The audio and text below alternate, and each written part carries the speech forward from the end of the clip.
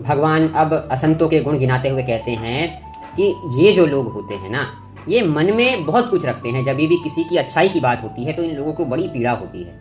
मुंह से प्रकट नहीं करते पर अंदर ही अंदर कुढ़ते रहते हैं। और इतना ही नहीं, इनके मन में सब लोगों के लिए द्रोह होता है, परंतु ब्राह्मणों के लिए तो, इनके मन में संतों के लिए, अच्छे लोगों के लिए तो विशेष द्रोह होता है।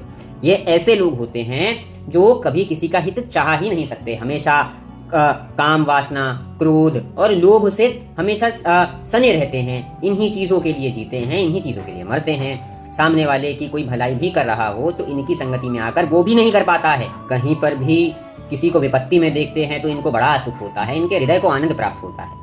अरे ये जो लोग होते हैं ना, इनको अपने माता पिता, भाई बंधु, मित्र, सखा, गुरु सबसे पीड़ा होती है, जलन होती है। ये उनको भी नष्ट करते हैं, जिसकी संगति में जाते हैं उसको भी नष्ट करते हैं। और इनकी जो मात्रा है वो सतयुग और त्रेता में नहीं दिखेगी, द्वापर में बहुत थोड़ी दिखेगी, पर कलयुग में तो इनके झुंड के झुंड पाए जाएंगे।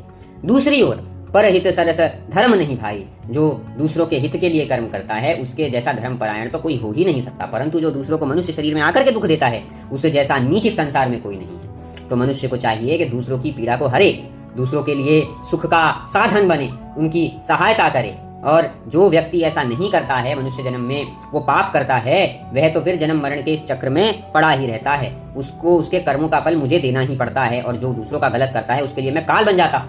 परंतु जो अच्छे कर्म करता है, सब नेकी से करता है, उसके तो सारे अच्छे बुरे कर्मों को मैं अपने ऊपर लेता हूँ और उसको अपना धाम देता हूँ, उसको अपनी भक्ति देता हूँ। वो जो सिर्फ मुझे चिंतन करता है, बचता है, वो मुझे प्राप्त करता है।